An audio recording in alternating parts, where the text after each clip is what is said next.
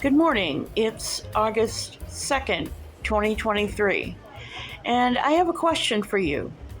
If you are homeless, where do you go when you're sick?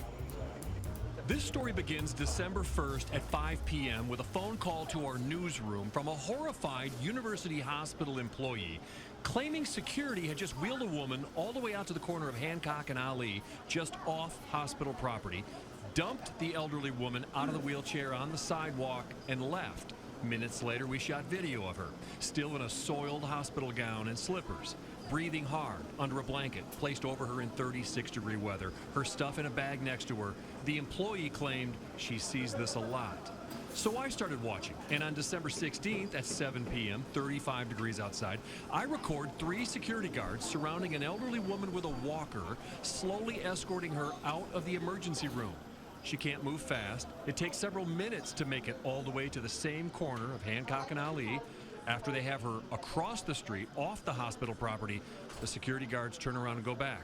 So let me ask that question again.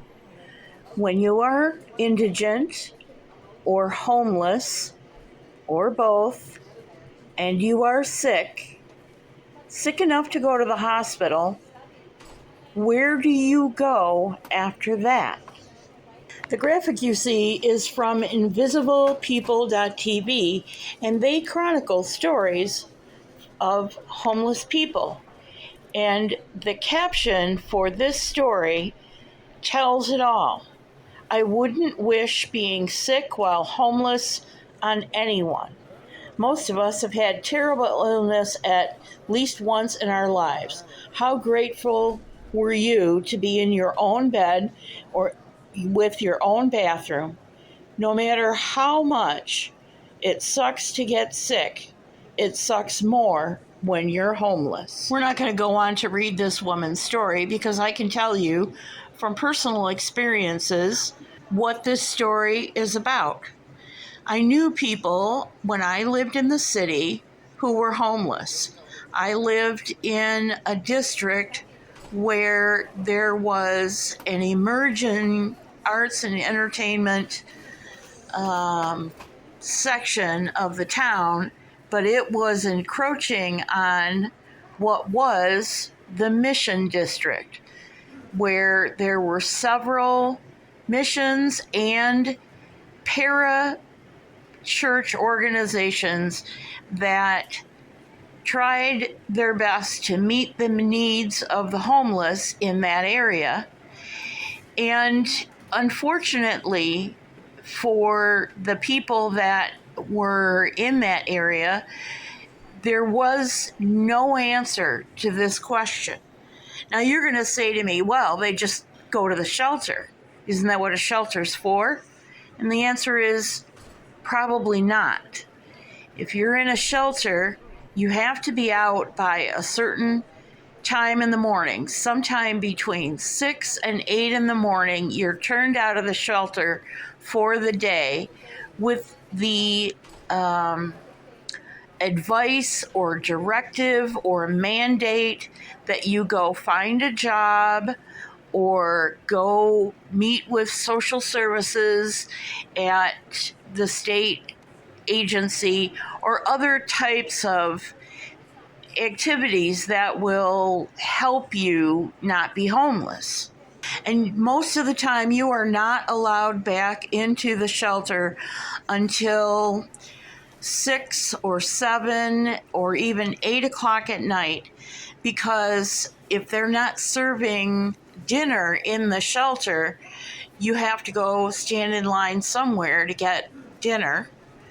And then you have to be back to the shelter within a certain time and checked in or signed in and accounted for in order to keep a bed, if you even have a bed.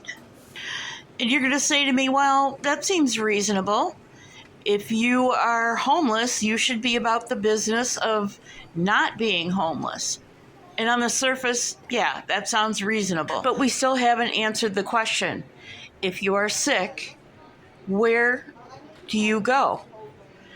So let's say, for example, you come down with pneumonia Pneumonia can, afflict a person any time of the year, not just wintertime. You can have pneumonia in the middle of the hottest summer on record. Where do you go? In the previous story from WAVE in Kentucky, the reporter talked about patient dumping, which is exactly what the story opened with, and that there have been lawsuits that have been won by people who are homeless and or indigent because they were turned out of a medical facility without their condition being treated to the point of stability and functionality. So the answer to the question is you go to a park, or you go to a library, or you sit on a public bench or sleep on a public bench. I know of many, but I'll tell you the story of one person I know who got themselves to the hospital when they realized that they were becoming sicker and sicker and sicker and not able to even keep their eyes open. And once the diagnosis, which was pneumonia, was given and antibiotics were prescribed, that person went and slept in a city park all day long until the shelter doors opened. And that went on for, maybe 2 weeks, 3 weeks. I can't remember now exactly, but the person was literally sleeping out all day long in the open air in a city park at risk for a number of other things, including violent crime, because the person was too sick to function. And there was no place for that person to go and just recover like you would normally do under normal circumstances if you had a roof over your head. Now, anybody who's had pneumonia will tell you that it takes a long time to recover and that you'll relapse a couple of times before you're out of the woods. I happen to know that that person relapsed twice before it got cold. So we're talking about, several months. And then when it got cold, that person, because their immune system was already compromised, was susceptible to bronchitis and common cold and that kind of thing. So that person was sick from the middle of summer until almost springtime of the next year. And that's just one of many stories that I know of where people with diabetes and gout and other chronic illnesses, when their symptoms flared up, they had nowhere to go to just try and recover. Some people under those circumstances will find their way to a homeless camp if there's even one anywhere near where they would normally live. And being in a homeless camp is an insecure place to live, but if you're too sick to go anywhere, that's an option. It's not a safe option, but it is an option. And I can't imagine what it would have been like to have been homeless and facing potential illness, even if you were healthy during COVID-19. It must have been a nightmare for both staff and clients, as well as the volunteers who assist these people with their daily needs. Now, I moved away from the city quite a few years ago now, and I just cannot imagine how any of the people functioned that I knew who lived in the Mission District. If there's any silver lining to this story at all for both the general public and for the homeless population, it is that post-COVID-19, the need for a place for long-term convalescence for the indigent and homeless is finally being recognized because it's becoming, or already was more than, a decade ago, a public health crisis.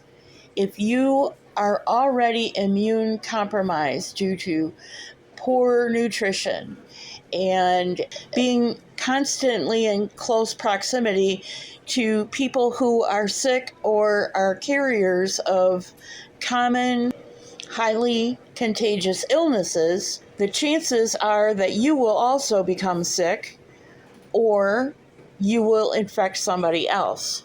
That is a public health crisis, and the fix is long, long overdue. I'll have more to say about homelessness in the future, and maybe you'll learn some things about what the homeless have to deal with on a daily basis. But for now, we're going to leave it here. Thanks for joining me. Thank you to WAVE TV for reminding me of this. God bless you, and I'll see you real soon.